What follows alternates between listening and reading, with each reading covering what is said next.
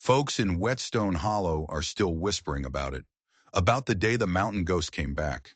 They talk about how he stumbled into town after 14 years, a grizzled old man nobody thought they'd see again, with two tiny black twins clinging to his legs. They whisper about how this hard man, this Boaz McCrae, a man tougher than frozen iron, had tears streaming down his face. But the whispers don't tell the whole story. They don't know what those little girls carried in their hands, or the name they whispered that cracked open a past he tried to bury 6 feet deep.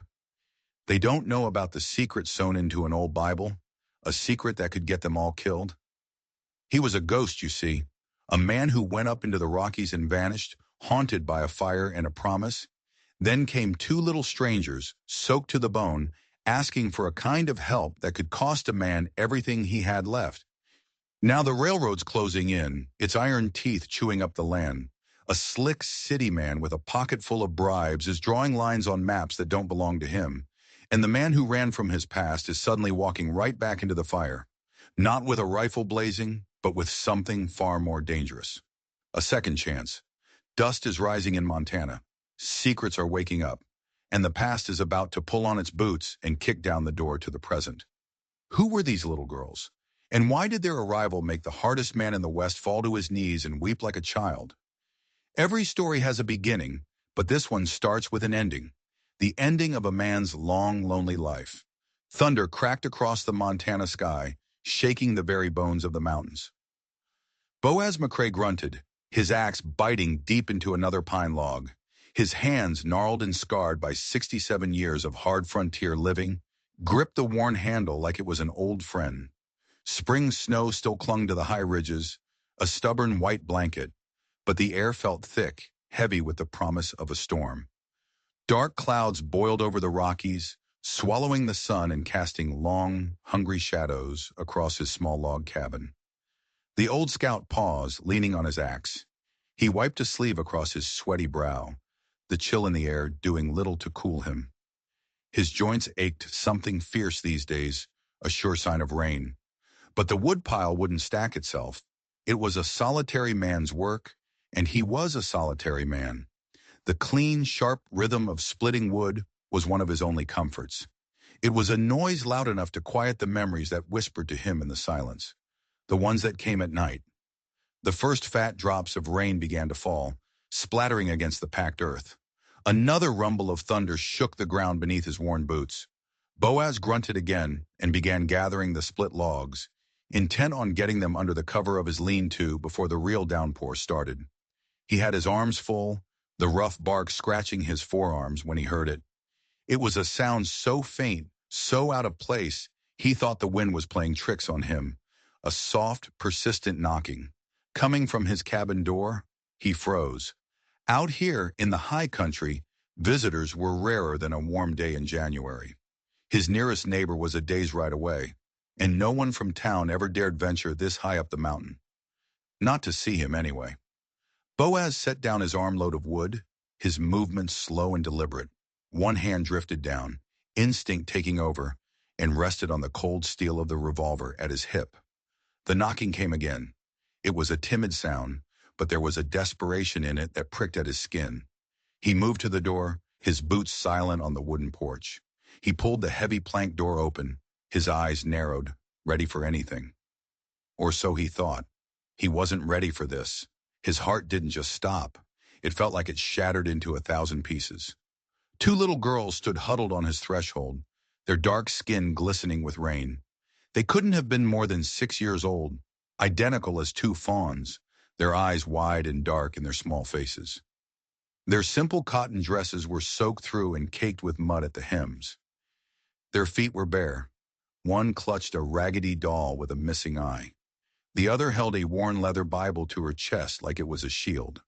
They shivered, their small bodies trembling from the cold, and something else. Fear. The slightly taller one, though the difference was barely an inch, took a small step forward. Her voice was just a quavering whisper, but the words she spoke hit Boaz like a physical blow.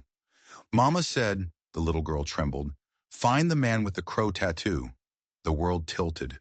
The blood drained from Boaz's face, and the strength fled from his legs. With a hand that shook so badly he could barely control it, he slowly pulled back the sleeve of his flannel shirt. There, on the weathered skin of his forearm, was the faded black ink he'd carried for more than 20 years. A crow in full flight, its wings spread wide. A mark of shame, a symbol of his greatest failure. The little girls stared at the tattoo, their eyes full of a desperate, terrifying hope. And in that moment, the carefully built walls around Boaz McCrae's heart crumbled into dust. His knees gave out from under him. He sank to the rough wooden floor of his own porch, the rain beginning to fall harder around him. And the tears he hadn't shed in decades finally broke free, spilling down his weathered cheeks. The past he had tried so hard to outrun, to bury, to forget, had just knocked on his door. It had found him at last, delivered by two tiny angels in sodden clothes. "Lord have mercy," he whispered, his voice a raw, broken thing. Then through the fog of his shock, he saw them, truly saw them. Two little girls shivering so hard their teeth were chattering, their lips turning blue. His own pain vanished, replaced by a fierce, protective instinct he hadn't felt in years. "Come in," he rasped, forcing himself to move. "Come in quick now. You're frozen through." He scooped them both up into his arms, one under each arm. They weighed next to nothing, their tiny, trembling bodies pressed against his chest as he kicked the door shut against the raging storm. He carried them straight to the hearth, where the embers from his morning fire still glowed with faint red heat. He set them down gently on the bearskin rug, then wrapped each child in a thick buffalo hide he used as a winter blanket. They vanished inside the heavy folds, two little bundles of misery. "Stay right there, little ones," he said, his voice still rough but softer now. He was already moving, his actions swift and practiced. He stoked the fire, adding kindling and then larger logs until bright, hungry flames danced high, pushing back the gloom and casting a warm, flickering light across the single room of his cabin. He pulled out a chunk of cornbread left over from his breakfast and set a pot of beans near the fire to warm. The girls just huddled together under the buffalo robes, their wide, solemn eyes following his every move. They watched him like he was some strange, wild creature, which he supposed he was. When he offered them each a tin plate with a piece of the cornbread and a scoop of warm beans, their hunger warred with a deep-seated politeness. They took the plates with small, careful hands, but waited until he nodded before they took a single bite. And even then, through mouths full of food, they remembered to murmur a quiet, "Thank you, sir." He let them eat in silence, watching the color slowly return to their cheeks.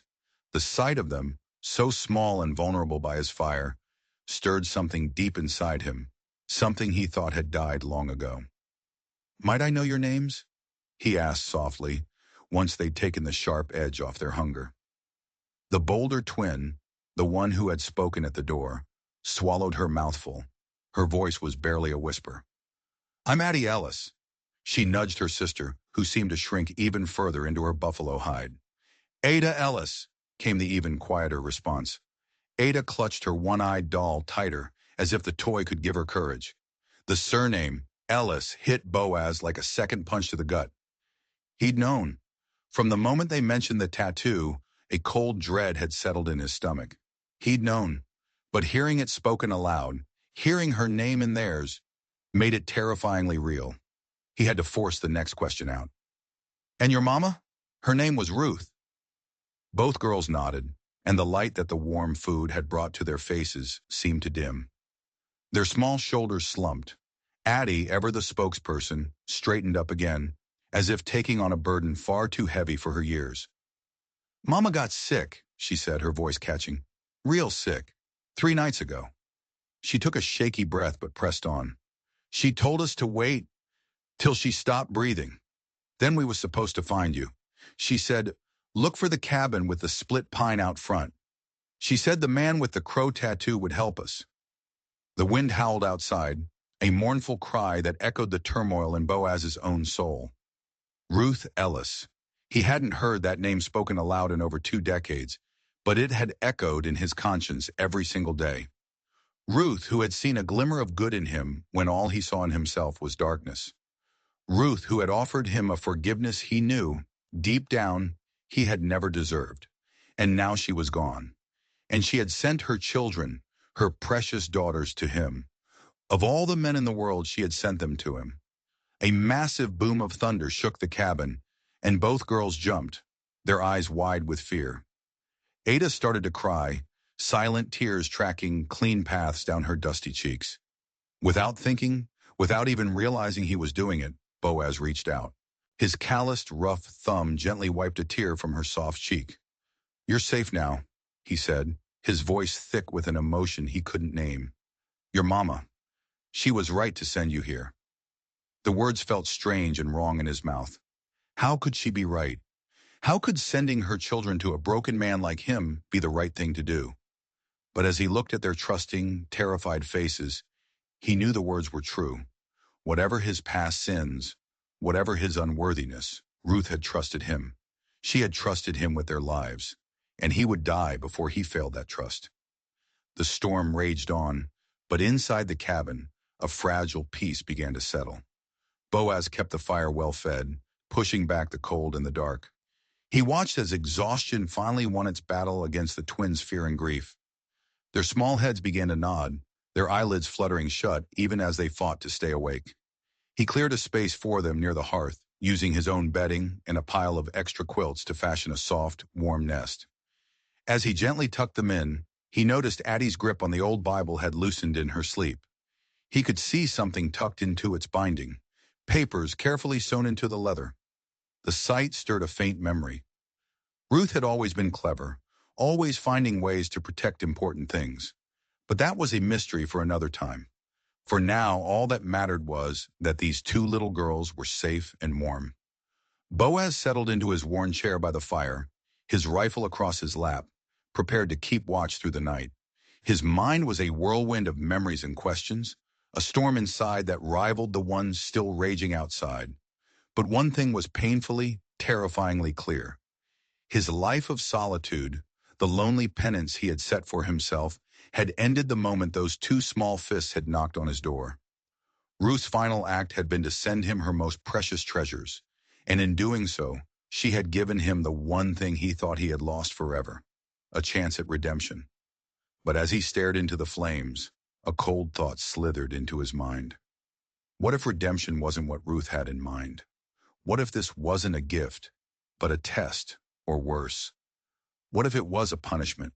He had no idea what he was walking into, and the thought chilled him more than any mountain storm.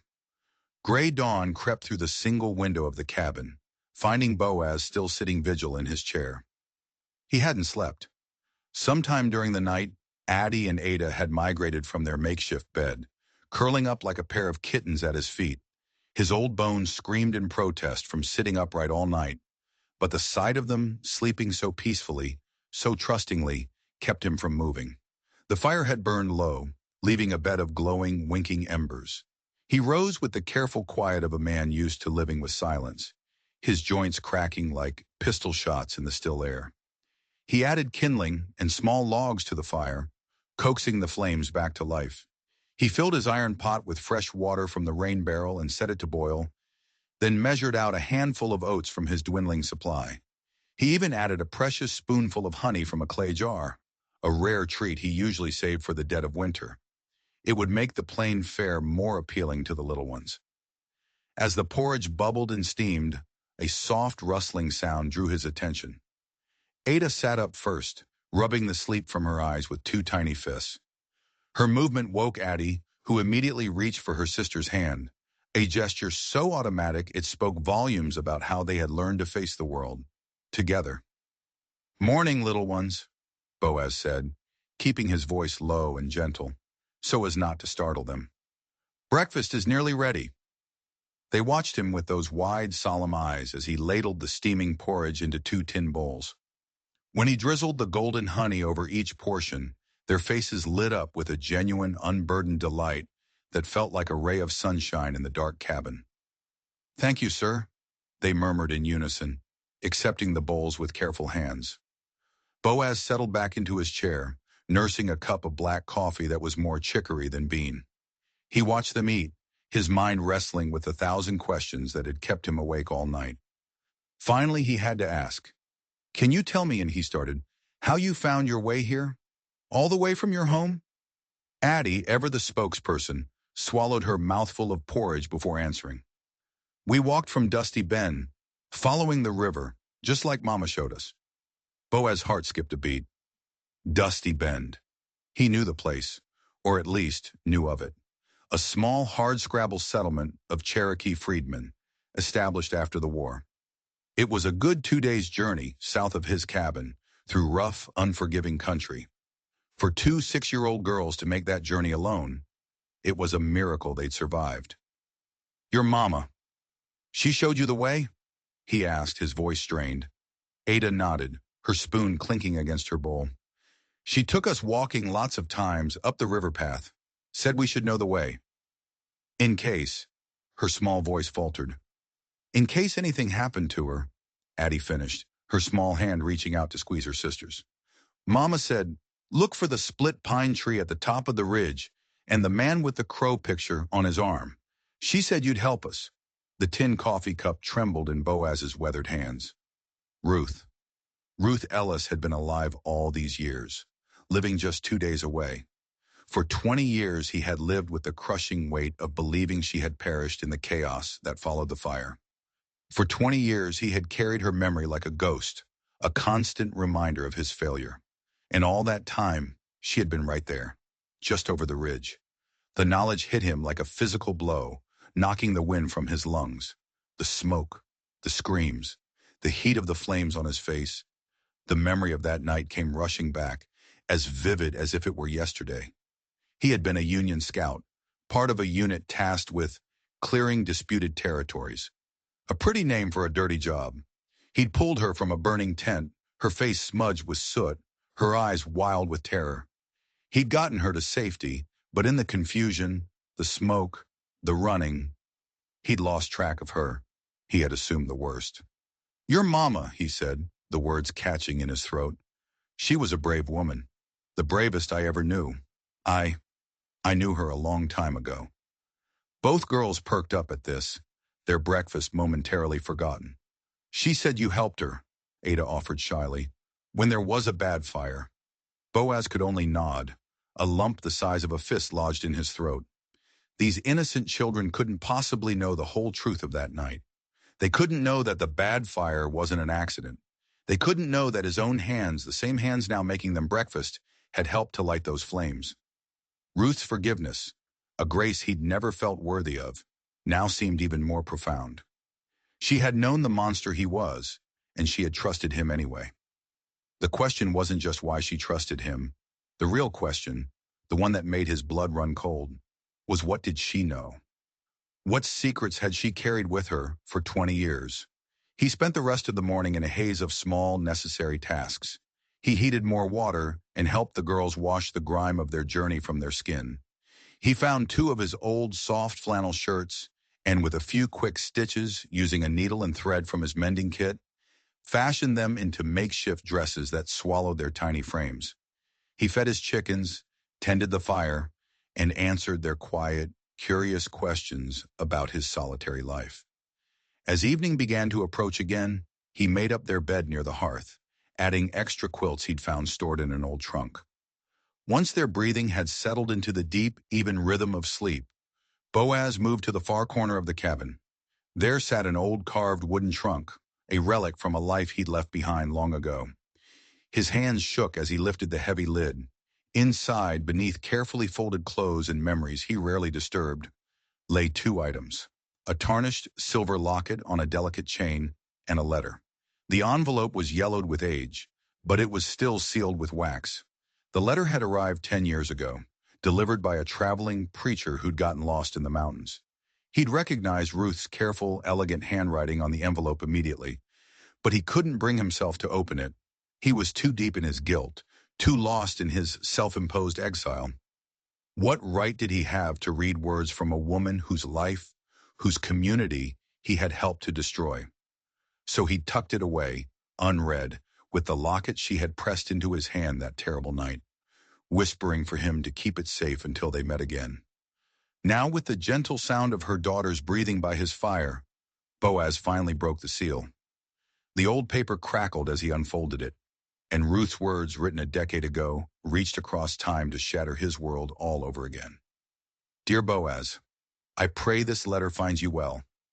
I have tried to write so many times over the years, but the words always failed me. Now I must write, for my children's sake. Yes, I have children, twin daughters Addie and Ada. They are beautiful and strong, my heart's greatest joy and my life's greatest concern. Life here is uncertain for our people, as you well know. If anything should ever happen to me, I name you as their legal guardian. The letter nearly slipped from his trembling fingers. Guardian? Her words made no sense. You may wonder at this choice, Boaz. You may think you are the last man on earth I should trust, but I have never forgotten your kindness that night, nor have I forgotten the remorse I saw in your eyes.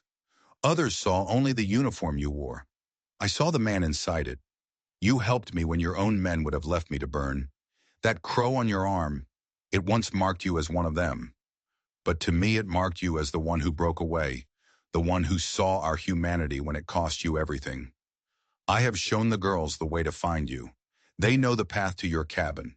They know to look for the split pine and the man with the crow tattoo if they are ever alone. Please, Boaz, do not let your guilt, your shame, keep you from helping them. You once asked me how I could forgive you for what you did. This is my answer. I am trusting you with the only things in this world I hold precious. The girls carry my Bible. In its binding, you will find the papers proving their free status and my official deed to the 20 acres of land I claim near Whetstone Hollow. You will also find something else, something I have kept safe for 20 years, a list of names, the names of the other men in your unit, the ones who gave the orders, the ones who laughed as the fires burned. Boaz's blood turned to ice in his veins. The letter shook violently in his hand. She knew. She had known everything, all along. Keep them safe, Boaz. Help them claim what is rightfully theirs. And if you are the man I believe you to be, help me find justice for what was taken from us all. With hope and trust, Ruth Ellis. The firelight danced on the cabin walls, casting long, distorted shadows that seemed to mock him.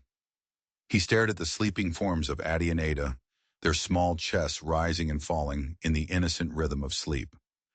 Ruth's trust was a crushing weight. This wasn't just about protecting two little girls anymore. It was about confronting a past he thought he had buried. It was about justice. He stood up and walked over to the makeshift bed. He gently picked up the old leather Bible. His fingers, clumsy and thick, fumbled with the binding. Just as the letter said, he found the careful stitching along the inside cover. He worked at the threads with the tip of his knife until they gave way. A hidden pocket. Inside, folded carefully, were the official-looking documents. The land deed, properly filed and witnessed, and behind them a single, brittle sheet of paper, folded into a tiny square. His hands shook so badly he could barely open it. There it was, a list of 12 names, written in Ruth's neat hand. Crow Creek Scouts. And halfway down the list, his own name stared back at him. Boaz McCrae.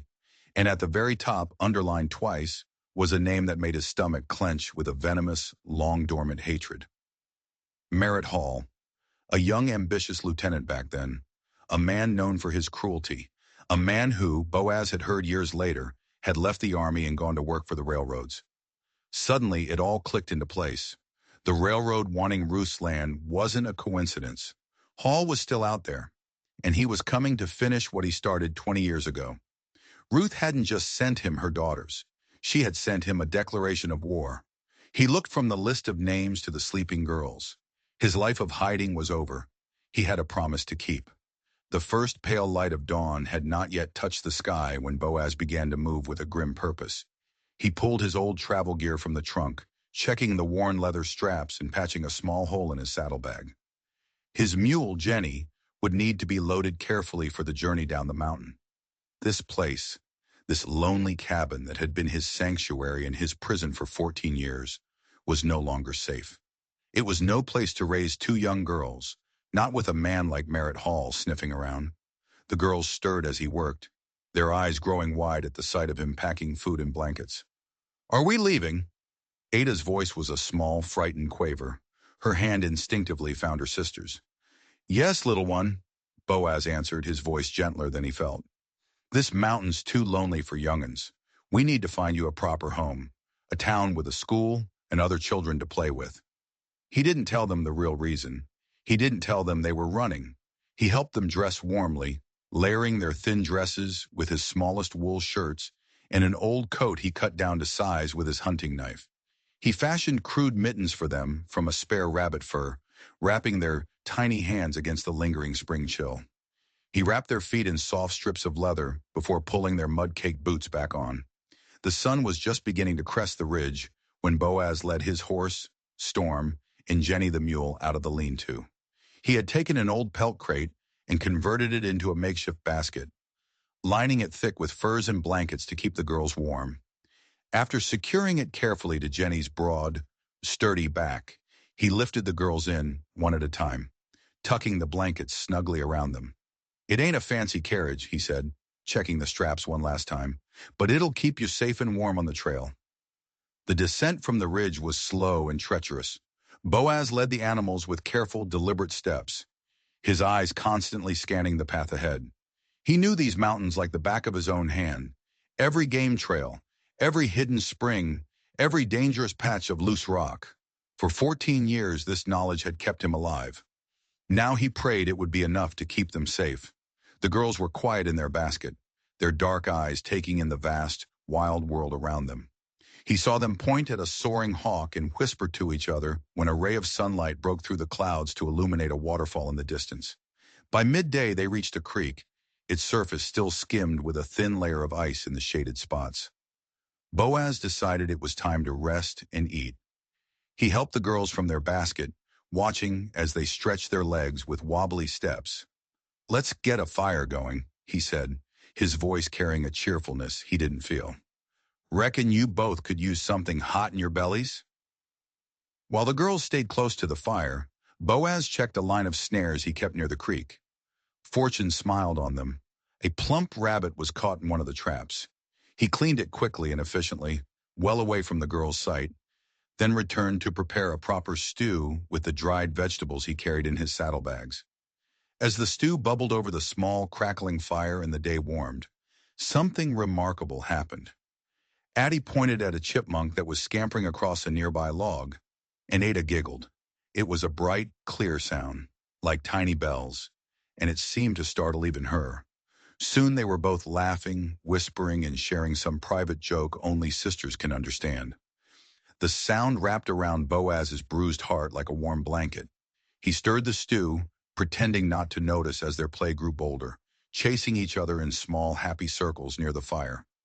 He was so focused on them, he almost didn't hear the sound of an approaching horse until it was nearly upon them. He was on his feet in an instant, his hand on his revolver, pushing the girls behind him. A lone rider emerged from the trees. It was an old trapper named Silas, a man Boaz traded furs with once or twice a year. "Boaz!" Silas called out, his eyes wide with surprise. "Didn't expect to see you down from your perch, and with company no less." His gaze fell on the two small girls peeking out from behind Boaz's legs. "Just heading to Whetstone Hollow for supplies," Boaz said, his voice carefully neutral. Silas nodded, though his eyes were full of questions. "Well, be careful on the trail. Met a couple of rough-looking fellas back a ways. Asked me if I'd seen an old man traveling with two little colored girls. Said they was working for the railroad, looking for squatters." Boaz's blood went cold. Hall. He was already hunting for them. They weren't just running from a possibility anymore. They were being actively pursued. "Appreciate the warning, Silas," Boaz said, forcing his voice to remain calm. He gave the old trapper a strip of jerky for his trouble and sent him on his way. As soon as Silas was out of sight, Boaz kicked dirt over the fire. "Time to go, little ones," he said, his voice grim. "We need to move. Now." The rest of the day was a blur of hurried movement. Boaz pushed them harder, taking lesser-known paths, cutting through thick brush to hide their tracks. The girls must have sensed the change in him, the new urgency, because they stayed silent in their basket, their earlier laughter forgotten. That night they made a cold camp, with no fire to give away their position. Boaz sat with his rifle across his knees, listening to every snap of a twig, every hoot of an owl, his nerves stretched taut. As the girls shivered in their sleep, Addie asked a question that tore at his heart. "Is you our grandpa now?" she whispered into the darkness. Boaz looked at her small, trusting face, illuminated by the pale moonlight. He thought of the list of names in his pocket. He thought of the fire, of his own sins. "No," he said softly, his voice thick with a pain she couldn't possibly understand. "I'm just someone your mama believed in." He only hoped he could live up to that belief. The second day of travel was even more grueling. Fresh snow had fallen in the higher passes overnight, a thick white blanket that slowed their progress to a crawl. Boaz's eyes burned from constantly scanning their back trail, searching for any sign of pursuit. He told the girls stories about their mother to keep their spirits up, carefully editing the tales, leaving out the fire and the fear, focusing only on her bravery, her kindness, her healing touch. They listened, captivated, drinking in the memories of a mother they barely knew. They spent another night camped under a canvas tent, huddled together for warmth. The girls were growing more comfortable with him, asking questions about the strange sounds of the wilderness at night. "That's just a whip-poor-will," Boaz would explain in a low whisper. "And that's an owl hunting his supper." Each answer seemed to chip away at their fear, replacing it with a quiet curiosity. On the third day, as the sun began to set, they finally reached the edge of Whetstone Hollow. Boaz reined in his horse at the top of the last ridge, his heart pounding in his chest like a war drum. Down in the valley below, smoke curled from a dozen chimneys, golden in the evening light. 14 years.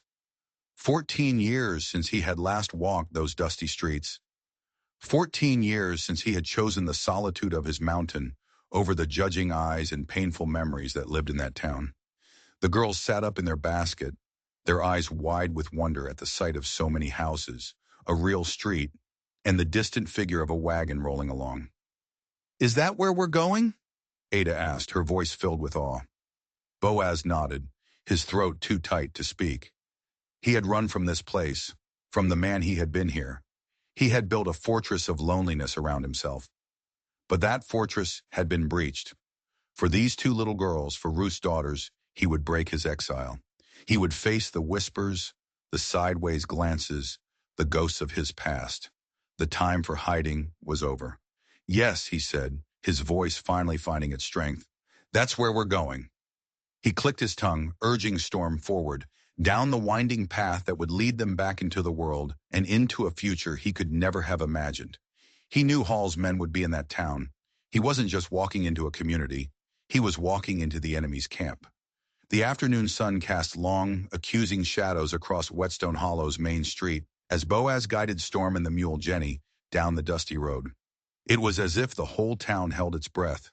Conversations died mid-sentence. Women pulled their children a little closer. Men stopped their work to stand and watch with hard, unreadable eyes.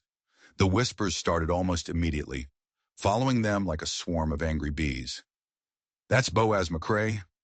Thought he was dead. Look at those children. What in God's name?" Addie and Ada, sensing the hostile stares, pressed in close against Boaz's legs, their small hands clutching the worn fabric of his coat. He kept a steady, weathered hand on each of their shoulders, a silent promise of protection, guiding them forward with gentle pressure. He wasn't headed for the sheriff's office or the hotel. He was headed for the one place he knew might offer a sliver of sanctuary. Martha Tooley's house stood at the edge of town, a neat, whitewashed building with meticulously tended herb gardens running along both sides. Dried plants, yarrow, sage, sweetgrass, hung from the porch rafters, and their familiar, earthy scents brought a flood of memories back to Boaz. His throat tightened as he climbed the 3 wooden steps, the girls still clinging to him like burrs. Before his knuckles could even touch the wood, the door swung open. Martha Tooley stood in the doorway. Her black hair, streaked with silver, was pulled back in a neat, tight braid. Her dark eyes, sharp and intelligent, widened at the sight before her. She took in Boaz's graying beard, his trail-worn clothes, and the 2 small, terrified girls hiding behind his legs. "Good Lord above," she breathed. Then her expression, which had been one of pure shock, softened like snow in the spring sunshine. Well, don't just stand there letting the flies in. She stepped back, gesturing them inside with a smooth sweep of her arm. Come in. Come in. The inside of her home smelled of baking cornbread and dried herbs. It was just as Boaz remembered, neat as a pin, with smooth wooden floors and walls lined with shelves holding jars of remedies, medical supplies, and books. A kettle sang softly on the wood stove. Sit, Martha commanded, pulling out chairs at her sturdy kitchen table.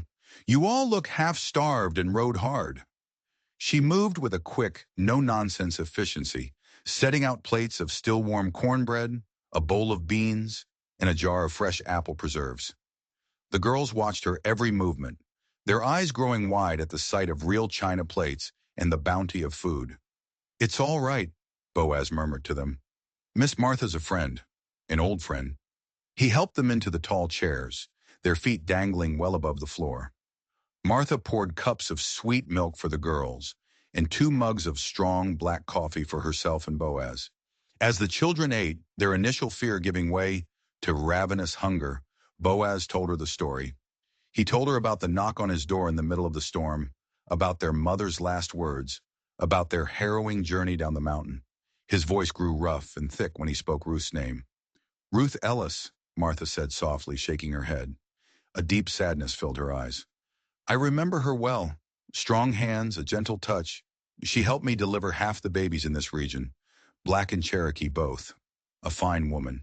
She studied the girls' faces, which were now smudged with apple preserves. I see her in them, plain as day. The twins had finished their food and were now fighting a losing battle to keep their eyes open. Martha, seeing their exhaustion, led them to a small, clean bedroom off the kitchen. She tucked them into a real bed with a thick patchwork quilt, and they were asleep almost instantly. Back in the kitchen, Martha's expression turned serious. Boaz, you've walked into a hornet's nest. Ruth claimed land outside of town, 20 acres near Sweetwater Creek.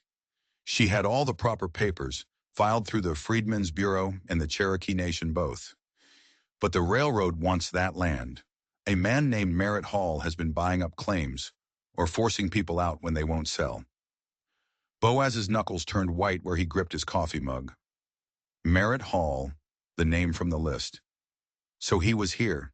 He was already in Whetstone Hollow. He won't get hers, Boaz said, his voice a low growl. I have the deed. Ruth kept it hidden. Martha's eyes lit up. You have the original deed? Thank the spirits. That changes things. She poured them both more coffee. I keep birth records and land deeds for many of the folks hereabouts.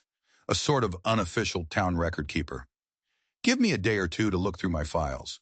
Those girls might have more than just memories to their name. But you need to know, Hall has the sheriff in his pocket. Sheriff Wade won't be any help to you.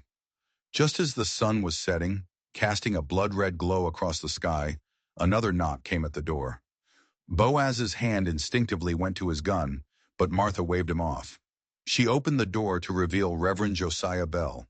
His hair was as white as the snow on the peaks, but his back was ramrod straight, and his eyes, though kind, held a deep, unyielding strength.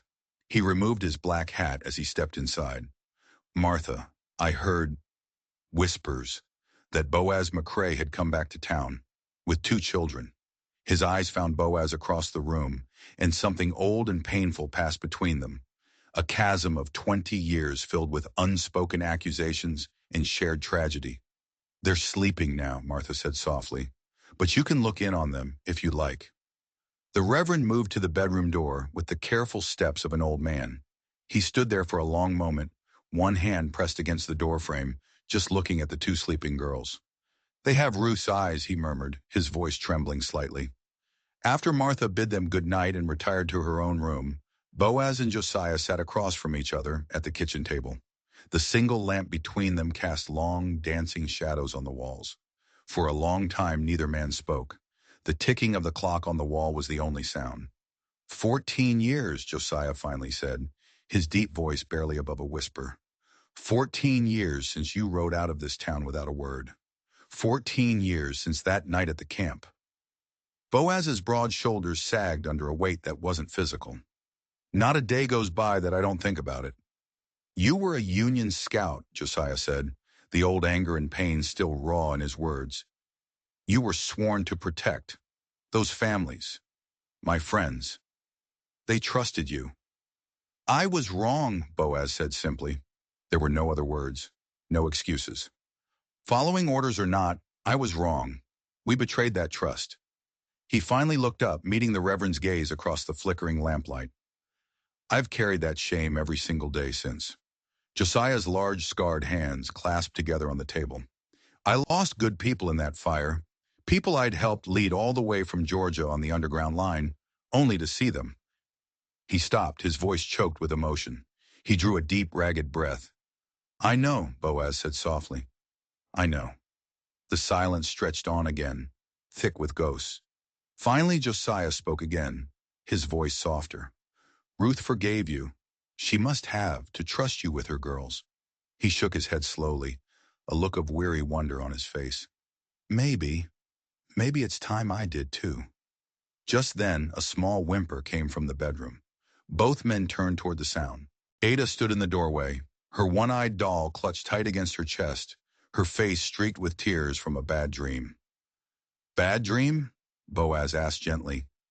She nodded, her lower lip trembling. Josiah rose smoothly from his chair, his stern face softening into a look of profound kindness. Would you like to hear a story about your mama?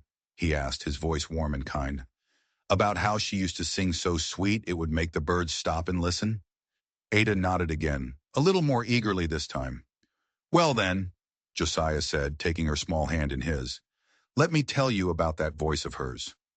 Boaz sat at the table, his coffee long gone cold, and listened as Josiah's rich, deep voice spun tales of Ruth's courage and kindness. Soon both girls were awake, sitting on the bed, their faces rapt as they drank in stories of their mother. Their soft giggles drifted out to the kitchen, a sound of pure, unadulterated joy in a house that had been quiet for too long. Boaz realized then that he wasn't just fighting for a piece of land. He was fighting for this, for the sound of their laughter, and he'd burn the whole world down to protect it. The following morning, the fragile peace was shattered. Boaz and Martha made their way to the land office, a small, dusty building sandwiched between the general store and the telegraph office. Inside, a thin, nervous clerk with wire-rimmed spectacles looked up from his ledger. His eyes darted between Boaz's weathered face and Martha's determined expression. We're here about Ruth Ellis's land claim, Martha said, her voice clear and firm. 20 acres on Sweetwater Creek. The clerk's fingers drummed a nervous rhythm on his desk. Ah, yes, the Ellis parcel. He shuffled through a stack of papers, deliberately avoiding their eyes. I'm afraid that land was sold several months ago. Sold? Boaz's voice was quiet, but it had the sharp edge of a honed blade. To whom? The Wesley Pacific Railroad Syndicate acquired it. Through routine proceedings for unclaimed property, the clerk recited, his words coming out too quick, too practiced. Martha leaned forward, her hands flat on the dusty desk. That's a lie. It wasn't unclaimed. I'd like to see the sale documentation. I'm afraid those papers are not immediately available, the clerk stammered, tugging at his collar. It was all quite routine, you understand. Many such acquisitions are happening these days. For progress. Routine? Martha's tone could have frozen water. Ruth Ellis was my friend. I witnessed her file that deed myself. She would never have sold that land. It was for her girls. The clerk just shrugged, a pathetic gesture of helplessness. Perhaps you should speak with Mr. Hall at the railroad office if you have concerns. Oh, we will, Martha said, her eyes flashing. Outside in the bright morning sun, Boaz felt a cold fury building inside him. Hall wasn't just trying to steal the land, he was trying to erase Ruth's very existence. Meanwhile, back at Martha's house, Reverend Bell was sitting with the twins in the sun-drenched kitchen. He was showing them how to read some of the simpler words in their mother's Bible. Addie's small finger traced the worn leather cover. Mama said there were important papers in here for safekeeping. That she did, child, the Reverend said, smiling, and we have them safe. He had taken the deed for safekeeping the night before, but as he looked at the Bible again, he noticed something he'd missed. The stitching where Boaz had cut the pocket was loose, but on the other side of the binding, There was another line of faint, almost invisible stitching. His curiosity piqued. He carefully worked at the old threads with his pocket knife. The leather parted, revealing another hidden pocket, and inside was a single sheet of paper, folded many times. It wasn't a legal document. It was a letter written in Ruth's hand. But this one was different from the one Boaz had received. It was addressed to him, to Reverend Josiah Bell. His hands trembled as he unfolded it. "Josiah, my old friend," it began. "If you are reading this, then the worst has happened, and my girls are with Boaz. You may not trust him. I know the history between you. But I need you to listen. Boaz is not the man he was. He carries a heavy burden, but his heart is true. He will need your help. The man who leads the railroad, Merritt Hall, is the same man who led the scouts that burned our camp. He will not stop until he has my land, because there is more than just timber on it. There is a secret in the creek bed, something my grandfather discovered long ago. Gold.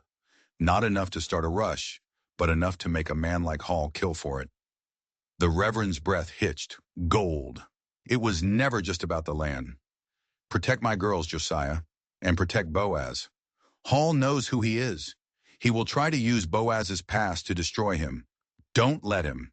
Forgiveness is a powerful weapon. It is time to use it." The sound of horses' hooves echoed down the street.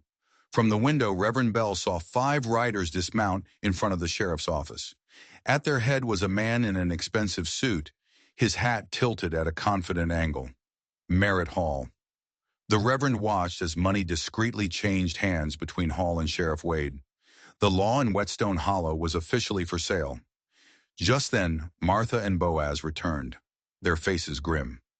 "The land office clerk says it's already sold," Martha announced. "He's lying," Reverend Bell said, his voice grave. He held up the letter he'd just found. "And it's worse than we thought." That evening, the air in Whetstone Hollow grew thick with tension. As Boaz stepped out of Martha's house, he found Merritt Hall waiting for him.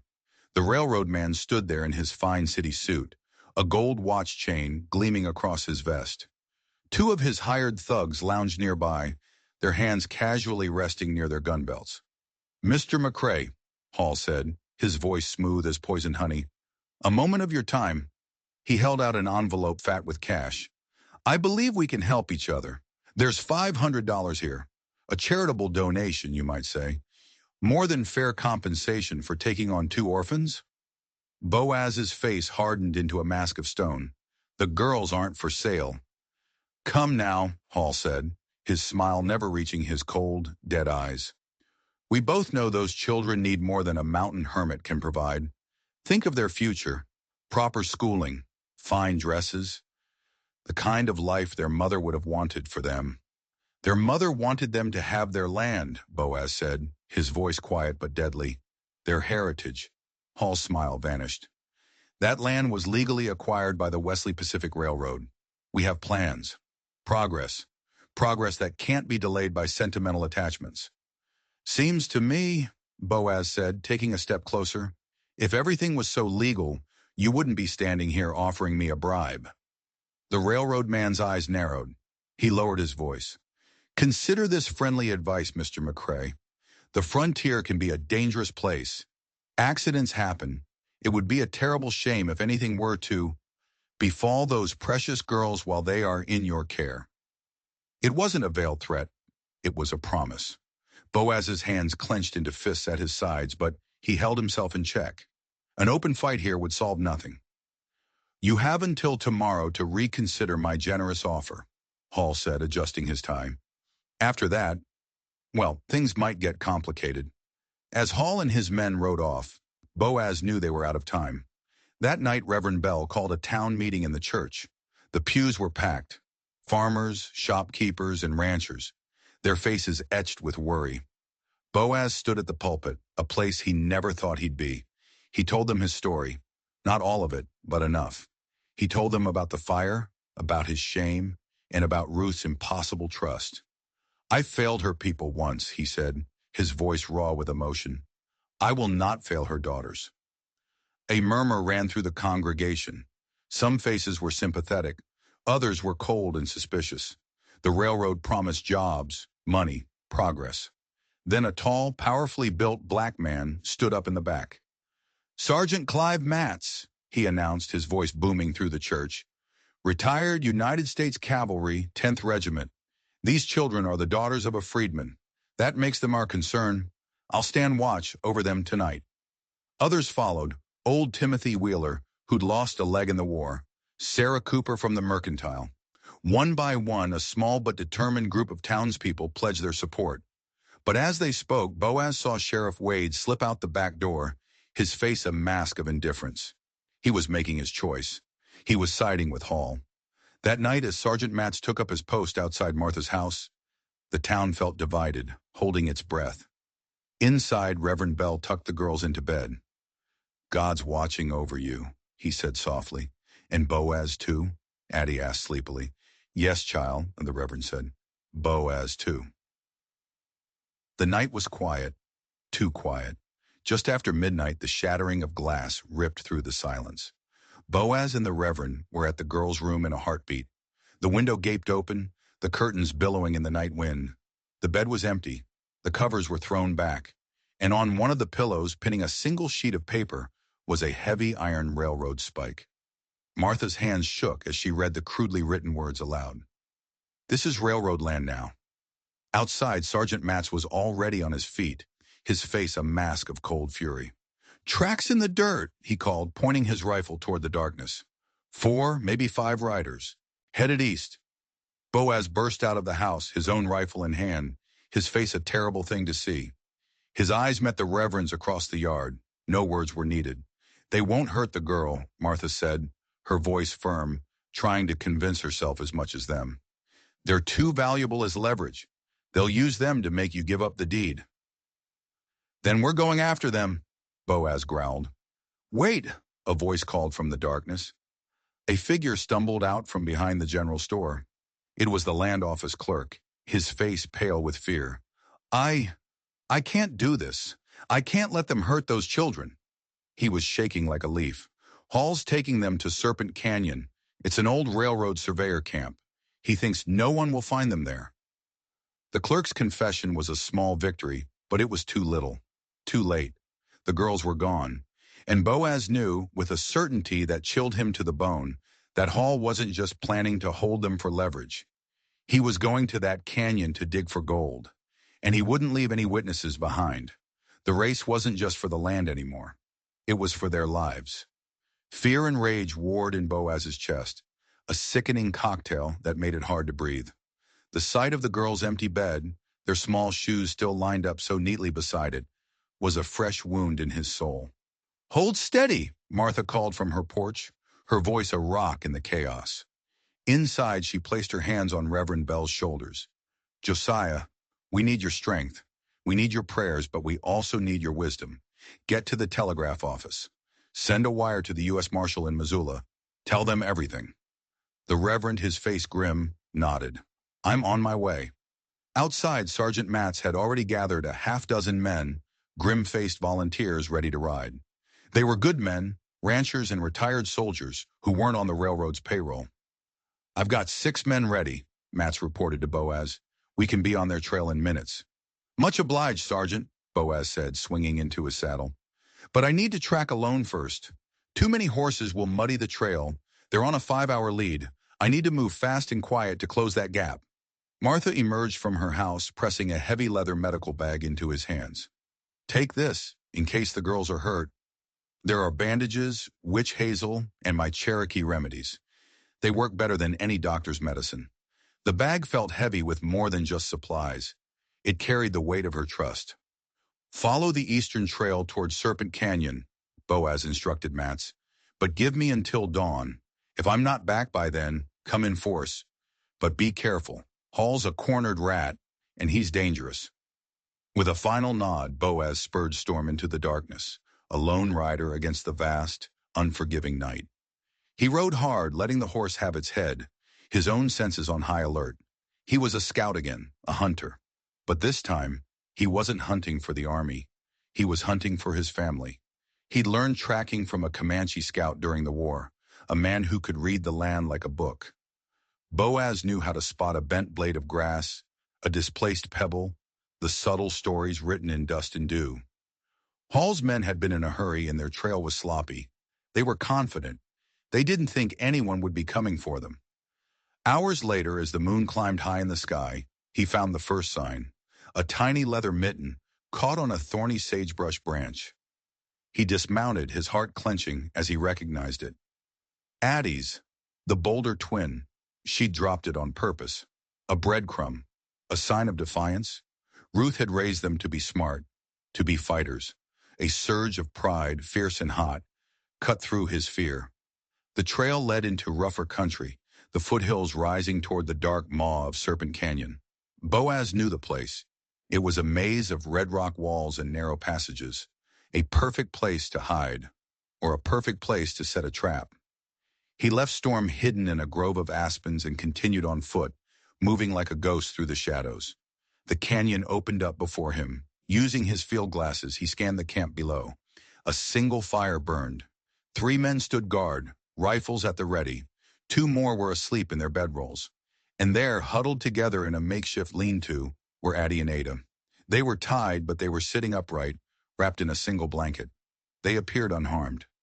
Merritt Hall paced back and forth in front of the fire, his expensive suit looking ridiculous against the rugged landscape. He was agitated, gesturing angrily as he spoke to one of his men. Boaz was too far away to hear the words, but the meaning was clear. Hall was on edge. Things weren't going according to his plan. The land clerk talking had likely spooked him.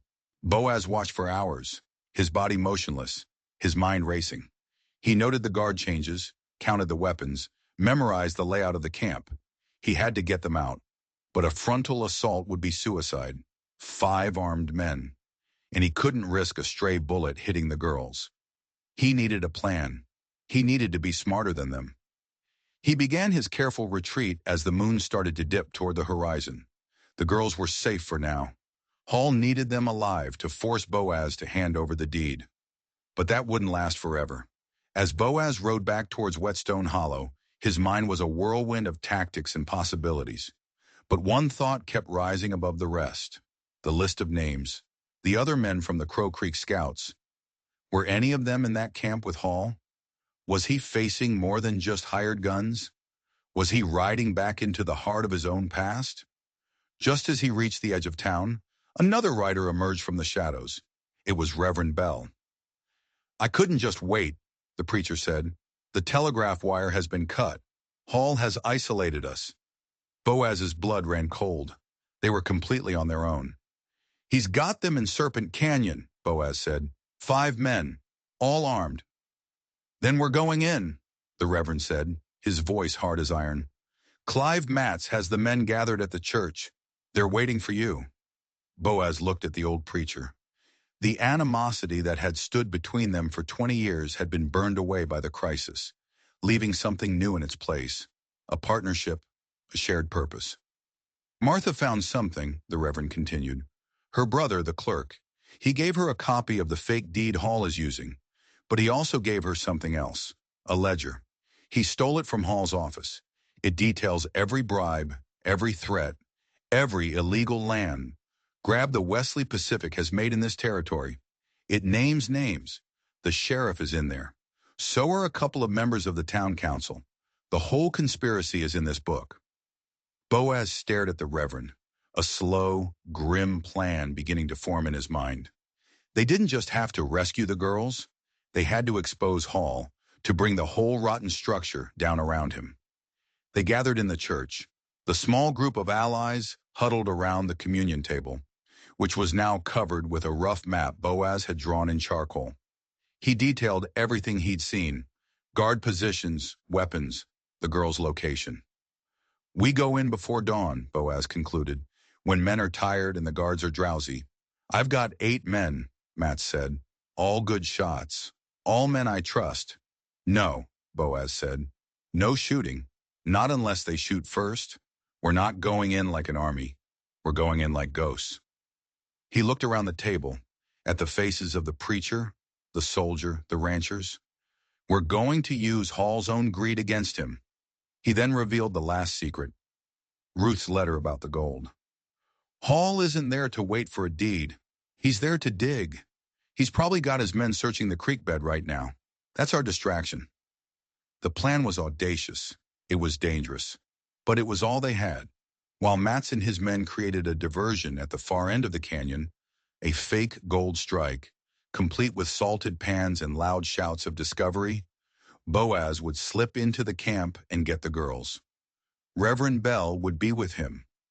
As the others filed out to prepare, Bell caught Boaz's arm. "Brother," he said quietly, "I know we've had our differences. I blamed you for that fire for a long time." Boaz's face tightened with the old pain. "You had reason."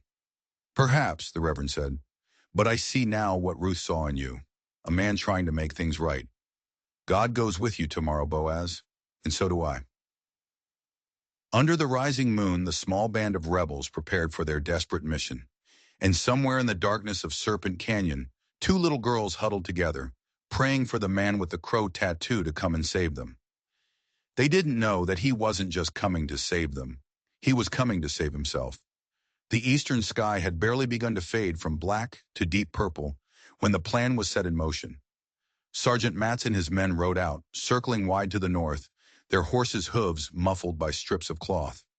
Their job was to make a racket at the far end of the canyon, to create the illusion of a gold strike so convincing that Hall's greed would overcome his caution. Boaz and Reverend Bell crept through the shadows of the canyon floor, their moccasins making no sound on the rocky ground. The air was cold and still. The camp lay quiet below them, with only a single guard visible, hunched and half asleep near a dying fire. Boaz's heart thundered against his ribs as they settled in to wait. An hour passed, then another. Just as the first hint of dawn began to lighten the sky, a shout echoed from the far end of the canyon, followed by another. "Gold! I found it! I found it!" The sleeping guard at Hall's camp jolted awake. The other men stumbled out of their bedrolls, grabbing their rifles. Hall himself burst from his tent, his face a mixture of disbelief and avarice. "What is it? What's that shouting?" he demanded. "Sounds like someone struck it rich up canyon, boss," one of the guards said, his eyes wide. Hall hesitated for only a second. The lure was too strong. "You three, go see what that is. If someone's on our claim, run them off, or bury them. I don't care which." Three of the men scrambled off into the darkness, crashing through the brush in their haste. This left only Hall and one guard in the camp. It was the opening Boaz had been praying for. "Now," he whispered to the Reverend. They slipped forward, staying low. The remaining guard had his back to them, his attention focused on the commotion up the canyon. The lean-to where the girls were held was just a simple canvas structure. Boaz's hands trembled as he reached the back wall. With agonizing slowness, he lifted the edge of the canvas. The girls lay curled together, their small hands bound in front of them with rope. "Addie! Ada!" he whispered, barely breathing the words. Ada's eyes flew open. A sob caught in her throat as she recognized him.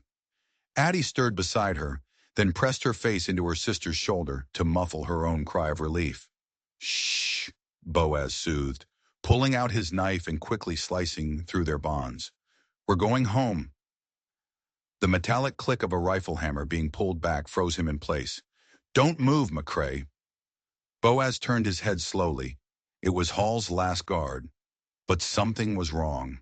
The man's rifle was steady, but his eyes were filled with conflict.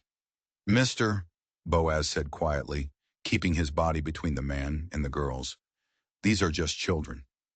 The man's jaw worked. He looked from the twins' terrified faces back to Boaz.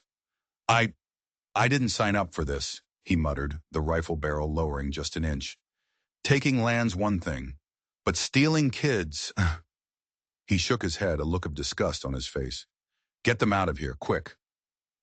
Boaz didn't waste the chance. He scooped both girls into his arms while the Reverend kept watch. Ada clung to his neck, her silent tears dampening his collar. Addie was eerily quiet, but her small hands gripped his shirt with a desperate strength. They slipped back into the brush that grew thick along the creek bed. The sky was lightning fast. Too fast. A horse's sharp whinny split the air. Hall was coming back, his greed apparently not enough to keep him away from his prize for long. His voice rang out, sharp with fury. What do you mean they're gone? The guard who'd let them go never finished his sentence. A single sharp gunshot cracked through the morning air. Hall had executed him without a second thought. Find them! Hall roared to his returning men. $500 to the man who brings them back to me. Boaz clutched the girls tighter as horses thundered past their hiding place. The Reverend pointed toward a narrow gap between two massive boulders. They squeezed through just as riders crashed through the brush they had just vacated. They were on an almost invisible game trail that wound its way up the canyon wall. Ada whimpered when a branch scratched her cheek. Boaz wanted to comfort her, but there was no time. Behind them, Hall's men were spreading out, combing the ground like hunting dogs. A shot rang out, the bullet whining off the rock somewhere above their heads. Addie finally broke her silence with a terrified squeak. Boaz set the girls down, pushing them ahead of him.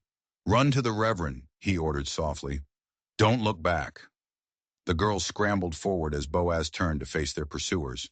He had no intention of shooting, but he could buy them time. He drew his revolver, aimed high above the riders' heads, and squeezed off 2 shots. The reports echoed through the canyon, and Hall's men dove for cover. Ahead, the Reverend was helping the twins up a steep, rocky wash, heading for the ridge where Mats and the horses were supposed to be waiting. Boaz backed away slowly, keeping his body between the girls and the danger. More shots peppered the rocks around him. McCrae! Hall's voice echoed off the canyon walls. You're stealing railroad property. They're children, Hall, Boaz shouted back, his voice raw with fury. Not property. He turned and ran, scrambling up the wash to catch up to the others. The canyon walls pressed in, the wash narrowing until it seemed they would be trapped. Just as despair began to set in, the path opened suddenly onto a wider shelf, and Sergeant Mats was there, along with his men and their horses. Martha Tooley was with them, her face set and determined. Riders coming up the main trail, too, Mats reported tersely. Hall's trying to cut us off. We need to move. They mounted quickly, Martha pulling both twins up in front of her on her sturdy mare. They urged their horses up the last, steep stretch of trail toward the ridge. Hall's voice rang out again, closer now. There they are! Don't let them reach the rim! Bullets kicked up dust around the horses' hooves. The animals snorted in fear but kept climbing. Boaz brought up the rear, his revolver in hand, watching for pursuit. He saw Hall himself emerge from the wash below, raising his rifle to take careful aim. But before the railroad man could fire, Reverend Bell, riding beside Boaz, wheeled his horse and sent a shower of rocks and shale clattering down the path. It sent Hall stumbling back, his shot going wide. The delay was all they needed. They crested the ridge just as the sun broke free of the eastern horizon, bathing their desperate escape in the golden light of a new day. They were out of the canyon, but they weren't safe yet. The race for their lives had only just begun. Hoofbeats thundered behind them as they galloped along the narrow ridge. Boaz glanced back. Hall and his 2 remaining men were gaining ground, pushing their horses mercilessly. Martha kept the twins pressed close, her mare sure-footed on the treacherous path, while Mats and the Reverend flanked her like guardian angels. There's a clearing ahead, one of Mats's men called out, near the ravine. Boaz knew the spot. The trail widened, but it was a dead end, ending abruptly at the edge of a 100-foot drop. They couldn't outrun them forever. It was time to make a stand. Make for the clearing, he ordered. They burst into the open space, pulling their horses up short at the ravine's edge. They wheeled their mounts around, a small, determined line of defiance, just as Hall and his men emerged from the tree line. Nowhere left to run, McCrae, Hall sneered, his face flushed with rage. He dismounted, walking forward, his rifle held loosely in his hands. Give me the children and the deed, and I might let the rest of you live. Boaz dismounted slowly, deliberately. He walked forward, his arms spread wide, positioning himself between Hall and the twins. It's over, Hall. It's far from over, Hall spat. He pulled a folded paper from his coat. I have the deed right here. This land is mine. That's a forgery, Boaz said calmly. Hall just laughed. And who's going to prove it? The sheriff you have in your pocket? He's probably halfway to the next county by now, thanks to the ledger Martha's brother gave us. Hall's face went pale. He had no idea they had the ledger. But this isn't just about the land, is it, Merritt? Boaz continued, his voice dropping, taking on a hard personal edge. This is about what happened at Crow Creek. Hall's eyes widened in shock. How do you... Ruth kept a list, Boaz said, his voice like stones grinding together. A list of names. And yours was right at the top. He took another step forward. You're not just a thief, Hall. You're a murderer. Behind Boaz, he heard the soft clicks of hammers being drawn back as Matz and his men prepared for the inevitable. The tension crackled like lightning. Last chance, McCrae, Hall warned, raising his rifle. Step aside. Just as his finger tightened on the trigger, a new commanding voice rang out from the trees.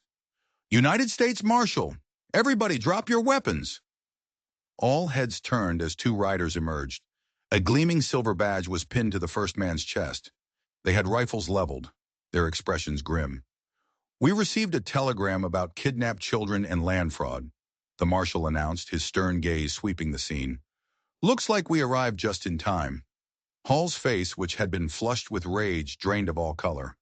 Marshal Davis, I can explain. These men are interfering with official railroad business. Save it, Hall, the marshal said, dismounting. The telegraph wire in Whetstone Hollow may have been cut, but the one in the next town over works just fine. Reverend Bell had a fast horse. He gestured to the ledger, which Martha was now holding. And I believe this book will explain all the official railroad business I need to know about. The marshal's deputy moved to collect Hall's weapons. As he did, Hall's eyes, wild and desperate, darted around, looking for an escape. He saw Addie, who had slid down from Martha's horse. In a flash, he lunged, grabbing the little girl and pulling her in front of him as a shield, pressing the barrel of a hidden derringer to her temple. Nobody move, he shrieked, his voice cracking, or the girl dies.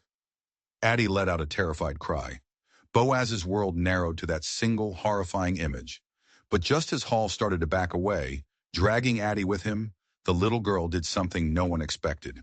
She stomped down, hard on Hall's instep with her sturdy little boot.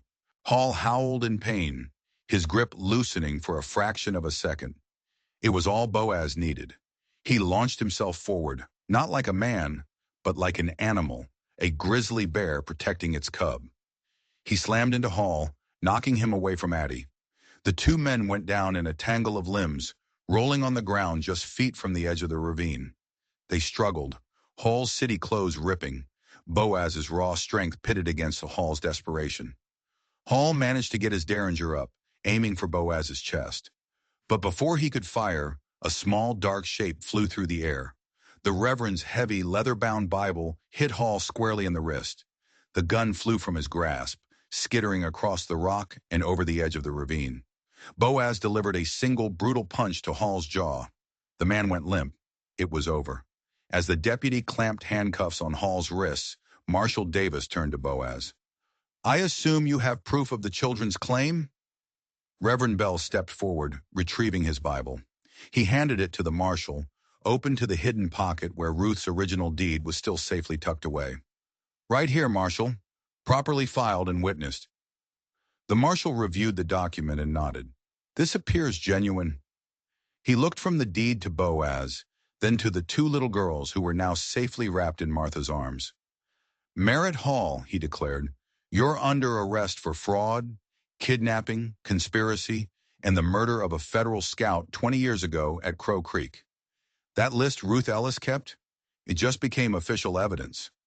Boaz felt his legs go weak with relief. He stumbled, and Reverend Bell was there, gripping his arm. You did it, old friend, the preacher murmured. You made it right. The morning sun climbed higher, burning away the last of the mist in the ravine below. Justice had come to Whetstone Hollow, not from the barrel of a gun, but from the courage of a few good people, the foresight of a brave woman, and the fierce protective love of a man who had finally found his way home. In the days that followed, Whetstone Hollow was transformed. The marshal's investigation, aided by Hall's meticulous ledger, uncovered a web of corruption that ran all the way to the territorial capital. Sheriff Wade was arrested. 2 members of the town council were forced to resign in disgrace. The Wesley Pacific Railroad, facing a massive scandal, issued a formal public apology and paid a hefty settlement, not just for Ruth's land, but to every family Hall had cheated. At a town meeting, the council, now with new honest members, voted unanimously to establish Ruth Ellis's land as a community trust, to be held for Addie and Ada until they came of age. "These children are a part of our community now," said Sarah Cooper, the school teacher. "We protect our own." The marshal called Boaz into his temporary office at the hotel. He laid a set of official-looking guardianship papers on the desk. "Their mother's letter named you, Mr. McCrae," the marshal said gently. "Are you willing to accept that responsibility?" Boaz stared at the papers, his weathered hands trembling. I'm not sure I'm fit for it. I've been alone for so long." "Sometimes," the marshal replied, his eyes kind, "the best parents are the ones who doubt themselves the most. Those girls already trust you. That's worth more than anything." Boaz picked up the pen. His eyes misted over as he signed his name. Boaz McCrae. It was the first time in a long time that his own name didn't feel like a curse. "I'll do right by them," he promised, his voice thick with emotion. "For Ruth's sake. For their sake." That evening, the whole town gathered in the church hall for a celebration. The long tables groaned with food. Addie and Ada sat beside Boaz at the head table, their eyes wide with wonder. Reverend Bell announced the creation of an education fund for the girls, and people cheered, pledging their support. As twilight deepened, Boaz watched the twins playing with the other children. Ada, who had been so shy, was laughing as she joined a game of cat's cradle. Addie was teaching the others a clapping game her mother had taught her. The sound of their joy filled the hall. Reverend Bell settled into the chair beside him. "You've done a mighty thing, Boaz," he said quietly. "You didn't just save these girls. You helped us all remember what community really means." Boaz just nodded, his throat too tight to speak. He realized that in fighting for the girls' home, he had found his own. Spring melted into a warm, glorious summer. In a small, newly repaired cabin on the edge of Sweetwater Creek, new life was taking root. One morning, Boaz stood before a clouded mirror, dragging a straight razor across his face. The thick, graying beard, his hermit's mask, fell away in clumps of soap foam, revealing the strong jawline and kind eyes of a man he had almost forgotten. The days settled into a gentle, happy rhythm. Mornings were for school with Miss Cooper. Afternoons were for chores and lessons of a different kind. Boaz taught the girls how to fish in the creek, how to read the clouds, how to identify birds by their songs. They soaked it all up like parched earth in a spring rain. But the nights were still hard. The nightmares still came. Memories of fire and screams that no amount of daylight happiness could fully wash away. He would wake up, his heart pounding, the old guilt rising like smoke to choke him. One such night, as he sat bolt upright in his bedroll, fighting for breath, he felt a small presence beside him. It was Addie, her hair in sleepy braids. She crawled into his bedroll without a word and pressed her warm, small body against his side. Her presence was an anchor, pulling him back from the edge of the past. "You don't have to be afraid anymore, Papa," she whispered into the darkness, her small hand finding his. The word, Papa, pierced his heart. He had never asked them to call him that.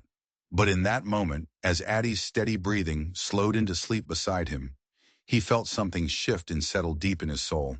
The past could never be undone, but maybe, just maybe, it could be balanced. The Montana evening painted the sky in strokes of purple and gold. Boaz sat in the old wooden rocker on the cabin's front porch.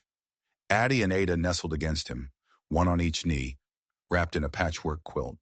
The sweet scent of Ruth's roses, which Boaz and the girls had carefully tended back to life, filled the warm air. Reverend Bell rode up the path, his face bright with news. "The council has voted," he announced, climbing the porch steps. "They've approved the plans. We're building a new schoolhouse. Right here, on this land, a school for all the children of this valley, just as Ruth always dreamed." Tears welled in Boaz's eyes. Ruth's legacy wouldn't just be a piece of land or a name on a plaque. It would be a future, a place of learning and hope, built on the very soil she had loved. Later that night, Boaz sat between the girls' beds, Ruth's Bible open on his lap. The lamplight cast a gentle glow as he read from the Psalms, his voice a low, comforting rumble. As sleep began to claim them, Ada's voice drifted up, soft and clear in the quiet room. "You're our papa now," she said. It wasn't a question. It was a fact. Tears slipped unheeded into his graying beard. He reached out and smoothed her hair, then Addie's, his rough hand as gentle as a prayer.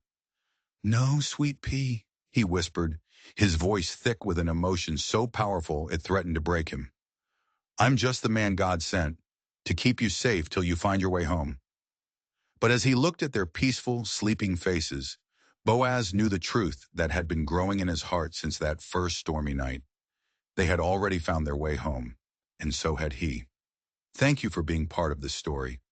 These tales of courage and redemption remind us that even after the longest, darkest night, the sun will always rise again. If you felt that hope today, make sure you're subscribed and have notifications turned on. I share a new story every day, and I can't wait to see you for the next one.